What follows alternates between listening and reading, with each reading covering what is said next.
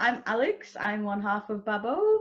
My background is theatre design, but over the last kind of 5-6 years, I've been doing more performance and acting and puppeteering and theatre making in general. And I'm Liza, and like Alex, I wear all the hats. I'm a maker, performer, director, puppeteer, and the other half of Baubo. Great. Well, thank you very much, both of you, for joining me. It's great to have two people in one physical space. That's only the second time that that's happened in the 15 or 16 weeks that we've been doing this. So it's very exciting. You were due to bring your play Conqueror Worm to Galway Theatre Festival 2020. Tell me a little bit about the piece. All right. It's a piece we made originally back in 2018 in Barcelona, where we were both living. That's where we met. So we performed it first in the Sala Phoenix in December of 2018, and we've been developing it. It was kind of this exploration, because obviously it was a Spanish Catalan crowd, and they are not so familiar with Edgar Allan Poe and his wonderful language and lyrical descriptions that really suit themselves to some sort of puppetry. Should probably add that's the basis for the play. It is based on a lesser known poem by Edgar Allan Poe called The Conqueror Worm. So it was kind of, how can we tell this story without telling this story? And we're both really kind of into playing with shadow manipulation, and then this kind of the idea of the grotesque and this darker side of bouffon. It's linked in with this kind of these vulture creatures as well. It was all of it. Yeah, so there's a few things going on with it. There are narrators, these bouffon characters, who are also the puppeteers. Yeah, great. So we're puppeteering. It's shadow puppetry and also worm. We got a giant worm. We have a giant worm. Well, I know because you sent GTF some amazing photography. With it looked like you were wearing a wing, like you were kind of wearing wings or something. We're going to share those photos anyway, so people will be able to see from our social media what I'm talking about. I'm not doing a very good job in describing them, but they're so beautiful, and so like the images themselves really capture you and kind of give you an idea of the world that has been built. They're really amazing photographs. How did the kind of design, you've mentioned it a little bit in terms of obviously trying to semi-translate something from words to kind of a visual experience, but how did the puppetry and all really come about? Is that you, Alex? Were you designing all of those bits? Well, with the kind of the costume stuff, that was like, oh god, what have we got? And then Liza has a lot of fabulous feathers, and I had a lot of big weird blazers that could be shredded, and I'm a bit of like an upcycler, like whatever I can get my hands on, I kind of turn it into things, so other people's trash into treasure. And then with the worm, it was this, we made the head out of cardboard, so it's this and I had a I think, so we're both very inspired by movement dynamics. And this was actually built out of an old washing machine tube. Yeah, it was, I think, for ventilation. Just like it's like a giant slinky. Perfect. But like giant. And I think we went to the hardware store and we were asking the man, like, have you got any weird offcuts? Like, I don't know, like 2 meters of this weird pipe. And he was like, yeah, what's this for? And we were like, a puppet. I think we made that entire show for like about 20 quid. Amazing. Yeah. The costume. So it really was all, Yeah, upcycled. Yeah, and then all the kind of shadow puppets are like cut out cereal boxes and cardboard box. The frame we found, well, you found in the street. It was like a window, and we were like, oh, this is great. It's got like little kind of panels and looks like a comic strip. So it was this kind of, oh, we can have like a sequence of events and kind of tell the story that way. But in terms of the visual inspiration, so this was actually the first thing that Alex and I created together. Cool.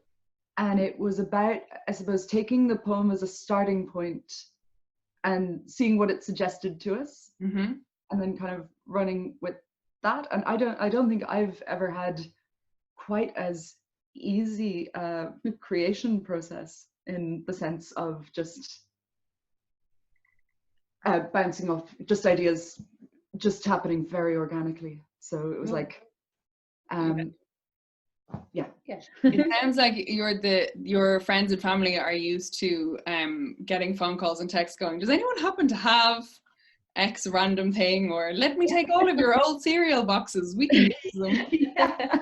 It's kind of a new way of reduce, reuse, recycle. We'll just turn it all into a play. Well, this is a thing. There's a lot of things to do with like sustainability out there, and even throughout like university, like I was known as the queen of the bin bags. Because I can like manipulate plastic and melt it and burn.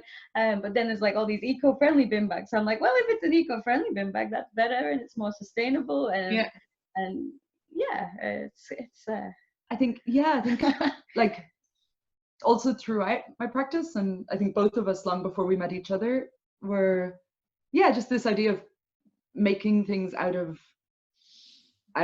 thin air, kind of, or whatever's lying around, or I think I definitely tend to work better on that type of shoestring. Which, you know, considering the crazy world we're living in, is probably a useful skill to have honed. Do you see Conqueror Worm getting another life, hopefully, in the future? Yeah. Oh, God, I hope so.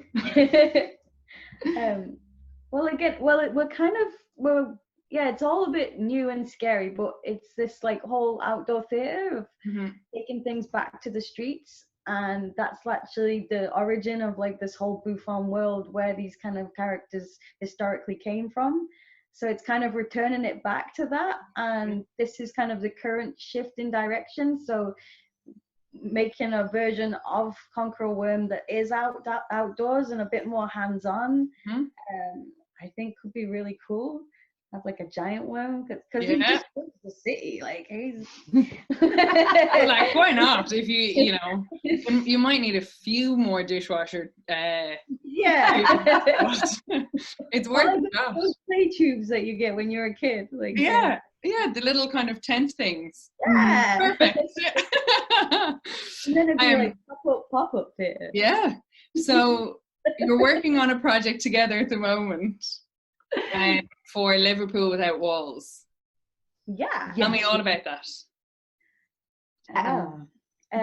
So over lockdown, I was going a little bit crazy because I didn't have a job. I was like, make a costume design for me. It's basically 2 walkabout performances. So we've got 2 sets of characters. I'll describe the first one because it was kind of my pet project. It's a pigeon, pigeon postman. And again, they're made entirely out of all these kind of recycled Amazon packages and bits of bubble wrap and gaffer tape that is the right color pink for pigeon feet. I've been endlessly gluing feathers to like these ponchos, and they're going to be out and about playing with children and families. A chorus of pigeons. Amazing. Raucous. Cool.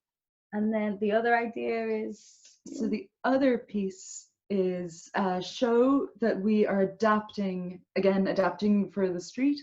So we performed it as a development work in progress in Seen and Heard in February. Great. Yeah. And it's called Grotesque Bodies.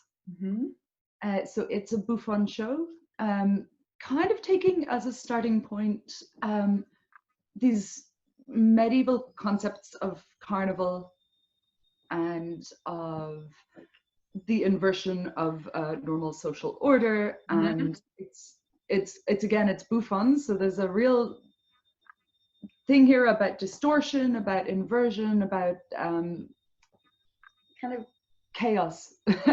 Yeah, love a bit of chaos. So yeah, we performed that as a half-hour indoor theatre piece, and now we're adapting it, collaborating with some associate artists. Brilliant. Liverpool based. And when is that going to happen? When can the world see this weekend? Oh wow, so it's really soon. Great. Yeah.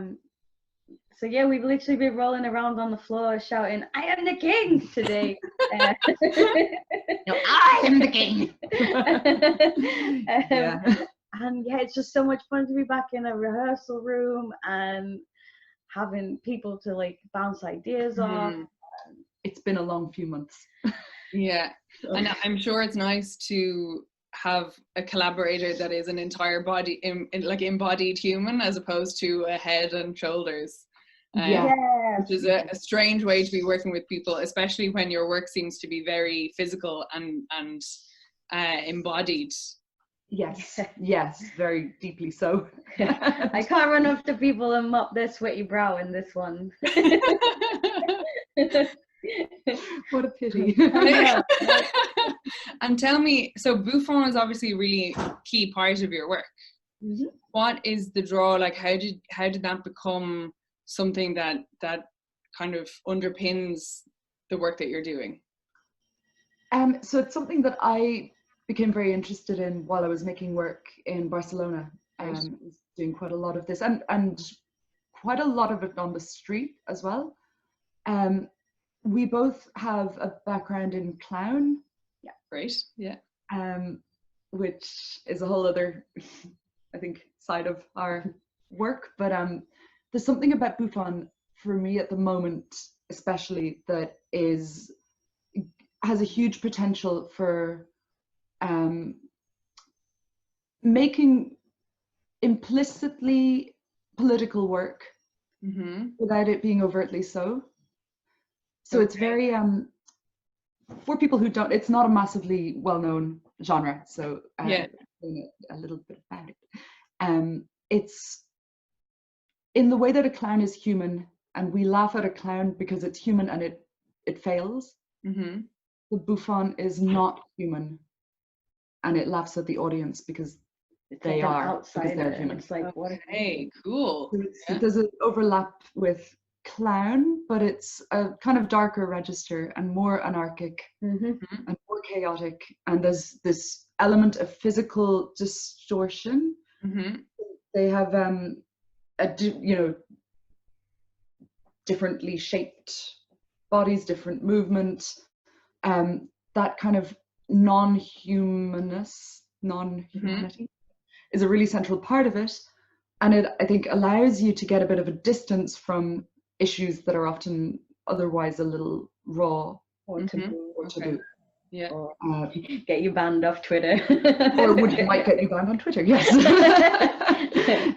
So but taking like the dark, reveling in the dark, but then kind of showing there's a light, because you can make fun of that kind because everything is for laughing. Everything is, it's this kind of anarchic glee that that gives you just a huge amount of space for play, I think.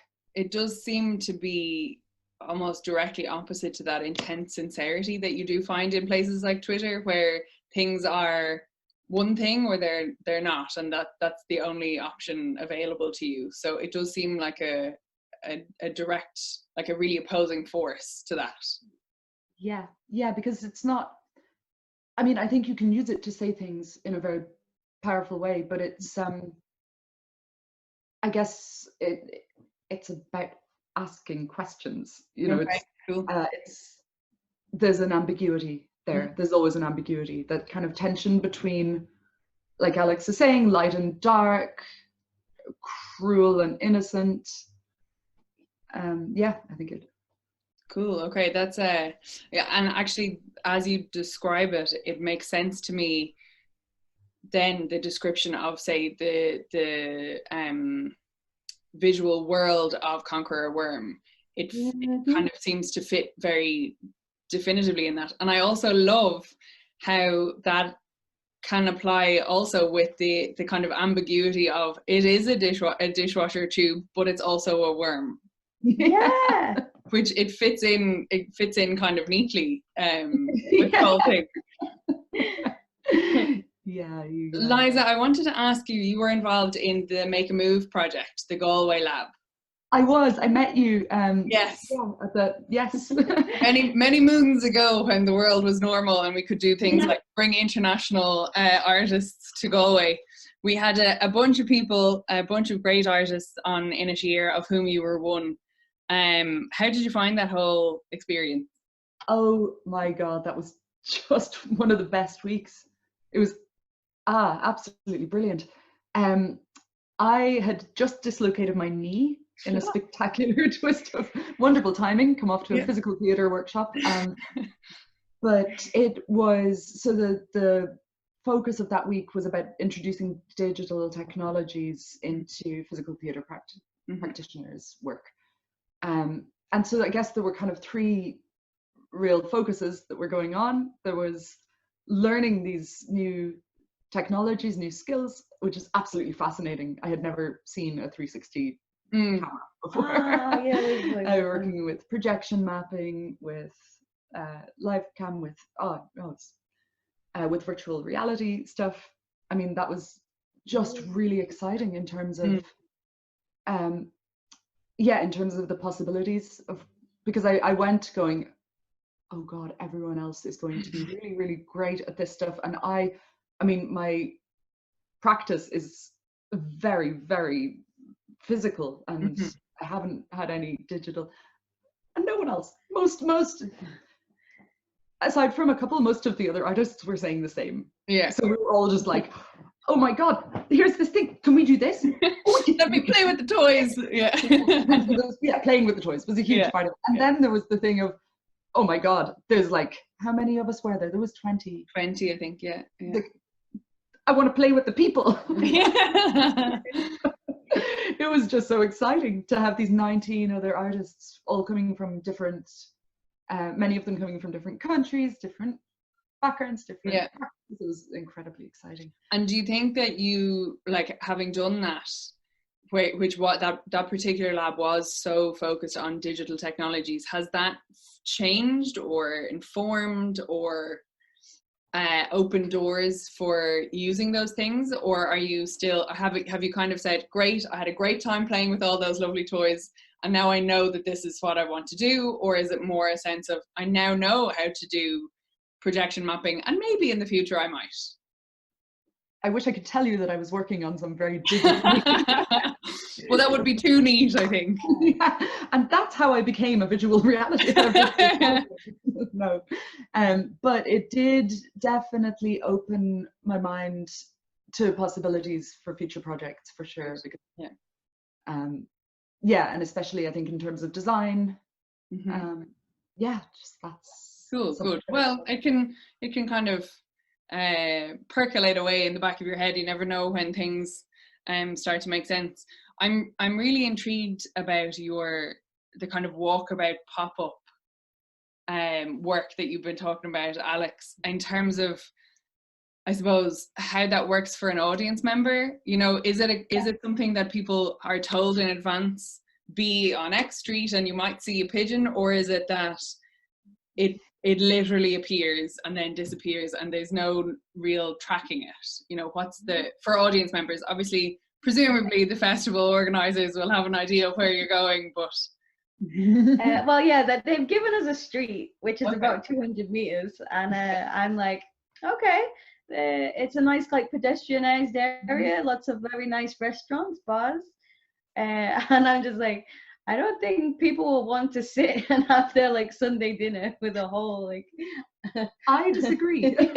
It's them pigeons again. A chip. Yeah, we've got a street, but I've got a feeling we're going to be kind of roaming around the city centre. Great, And seeing who we can find. Yeah, So the thing, because we don't know as well, like because some people, like you want to be respectful with all the kind of new rules, and obviously no one's intention is to like scare people, or like it's weird coming from the grotesque kind of bouffon frame of mind. Yeah, we have to be polite.